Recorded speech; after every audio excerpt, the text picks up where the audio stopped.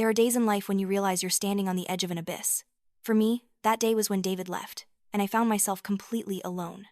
The rain drummed relentlessly against the windows of the ornate funeral home as I stood in the empty chapel, surrounded by rows of vacant chairs that seemed to mock my solitude. My phone buzzed incessantly on the mahogany table beside David's casket. 35 missed calls, dozens of text messages, all from the Carter Dynasty family group chat. Not condolences, but photos and videos from Jessica's extravagant engagement party. "Mrs. Carter," the funeral director approached me with pity-filled eyes. "Are you certain no one else is coming? We've been waiting for over an hour." I clenched my fists, staring at the sea of empty seats. "They had a more important celebration to attend," I replied, my voice hollow. David, my husband of 3 years, had fought cancer for 18 grueling months. Every family member knew the date of his funeral, yet Jessica had deliberately chosen the same day for her engagement party. The memory of my mother's voice over the phone still echoed in my mind. "Sarah, you must understand, Jessica is the center of this family. She needs our support on her special day. Funerals are always gloomy affairs anyway."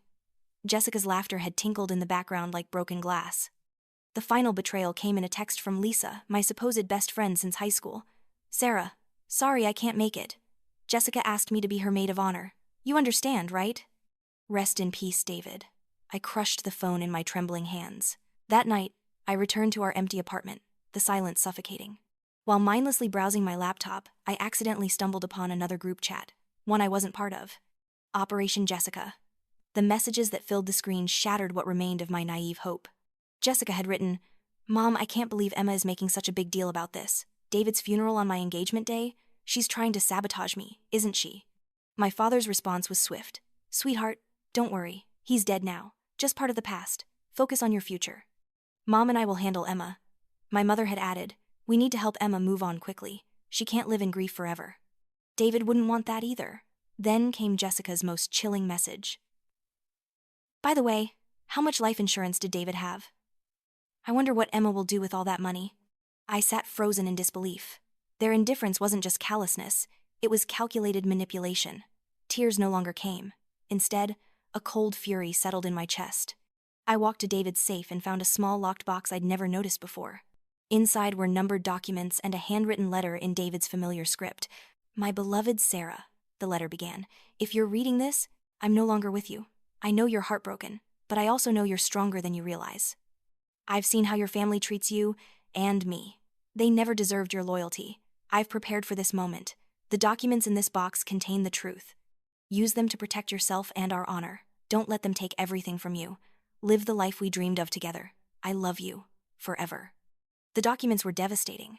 Bank statements showed David had lent Jessica and our parents a substantial sum for her business ventures. Insurance contracts revealed a massive life insurance policy with me as the sole beneficiary, deliberately structured to prevent easy access, unless I could prove I was the only one who truly loved and cared for him.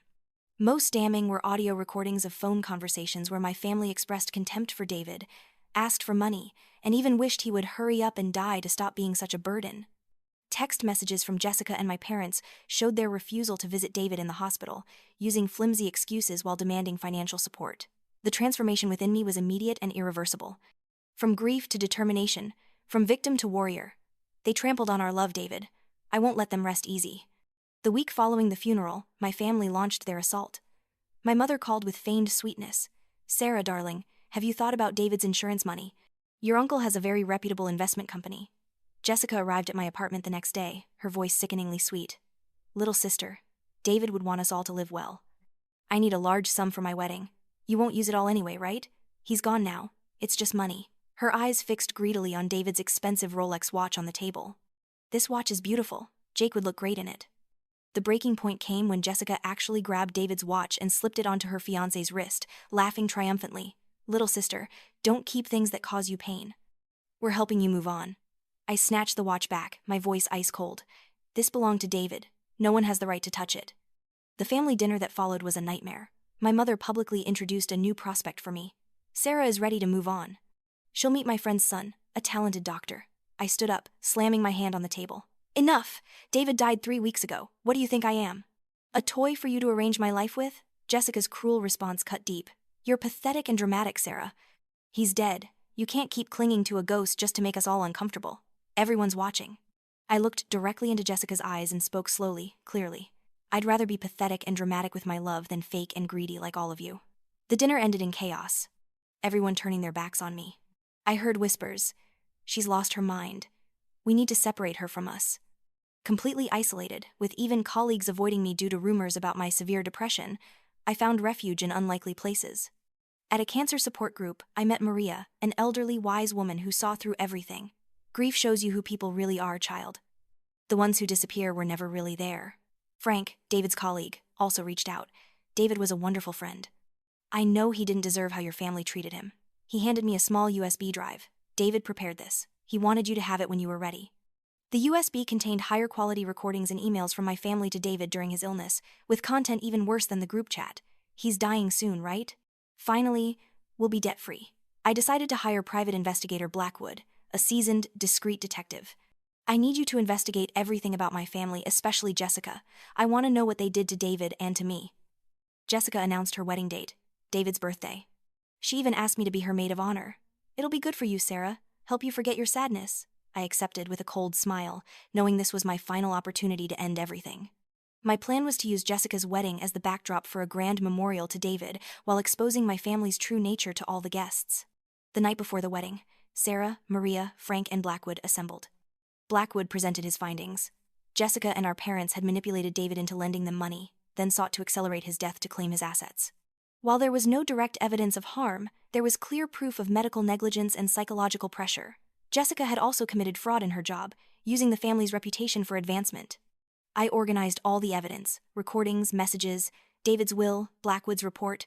I also prepared a short but powerful speech. Maria advised, "Don't let hatred consume you. Do this for David, for truth, and for yourself." The wedding day arrived with Jessica radiant in her designer gown, the elegant ballroom filled with melodious music. Everyone thought it would be a perfect day.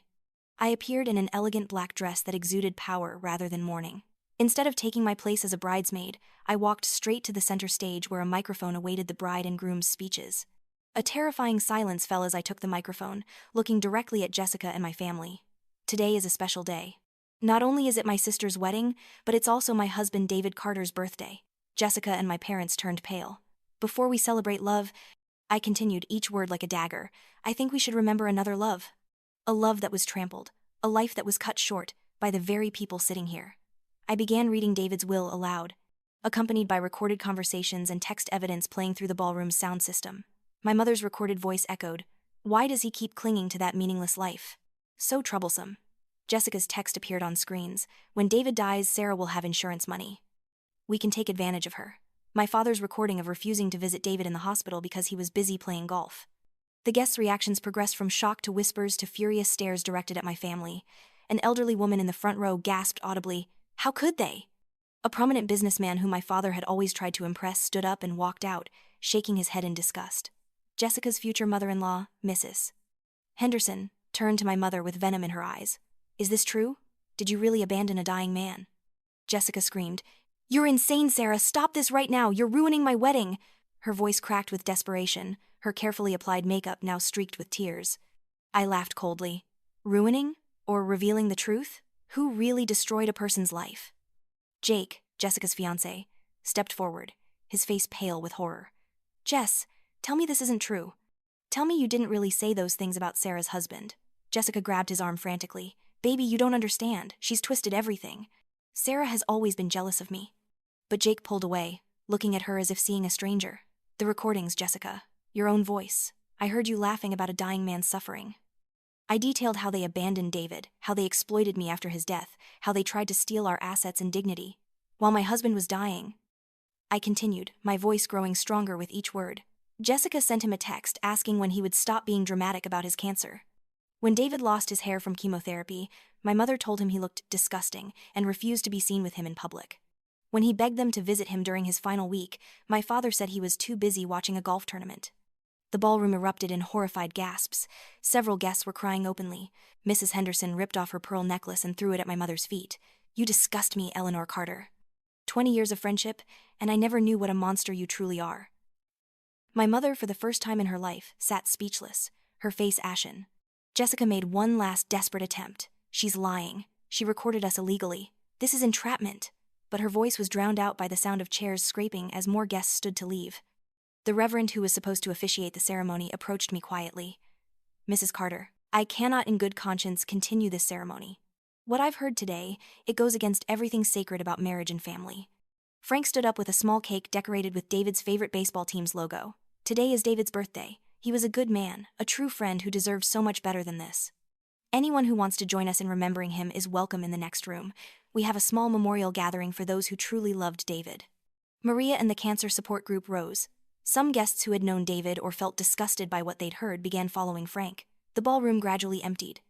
The climax of my revenge came as I turned back to Jessica, who was sobbing uncontrollably, her wedding dress stained with tears and mascara. Jake had already removed his boutonniere and was walking toward the exit. "Jake, please!" Jessica cried, stumbling after him in her heavy gown. "Don't leave me! Not like this!" But he didn't turn around. I approached my parents, who sat frozen in their seats like statues. "This is David's birthday gift to you, Jessica." "The truth." I placed an envelope on the table, my hand steady despite the magnitude of what I was doing. "These are all the evidence I have of your fraudulent behavior, Jessica, and our family's negligence toward David.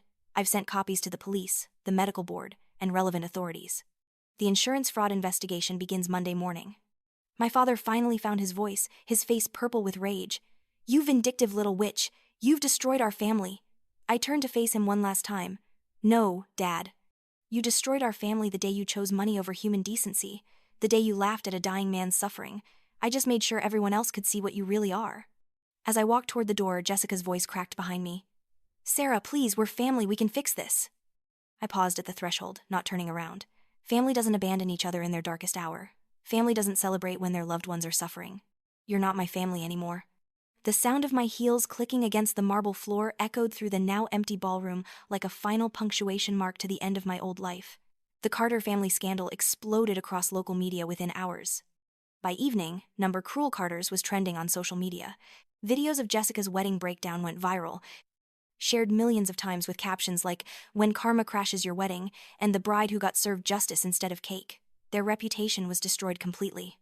Jessica's engagement was canceled that very night when Jake's family demanded he cut all ties. She faced multiple fraud investigations and potential imprisonment for embezzlement at her workplace. The pressure was so intense that she suffered a nervous breakdown and was hospitalized for a week. When she was released, she found her apartment locks changed by the landlord due to unpaid rent her parents could no longer cover. Our parents lost their social standing immediately. The country club revoked their membership. My father's business partners began distancing themselves, and several contracts were mysteriously canceled. They were forced to sell their mansion to pay legal fees and the money they owed David's estate. Within 6 months, they had moved to a small apartment across town, effectively exiled from their former social circle.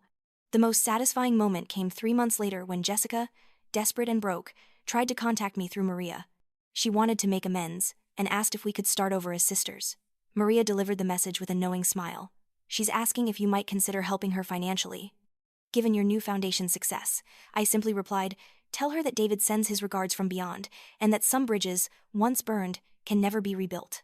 From David's insurance money, I established the David Carter Foundation, helping families of cancer patients who faced isolation and financial hardship. The foundation grew rapidly, supported by donations from people who had heard our story. I became a symbol of strength and compassion, frequently invited to speak at conferences about family dynamics and standing up to abuse. I found happiness in my chosen family: Maria, Frank, the support group, and new friends. I remained a nurse but now worked with a greater purpose, bringing hope to others. One peaceful afternoon, I stood beside David's grave. "You see, David? I did it. We did it." I smiled genuinely for the first time in months. They had taken much from me, but they couldn't take away love and truth. And sometimes, to find light, you must kindle the flame yourself.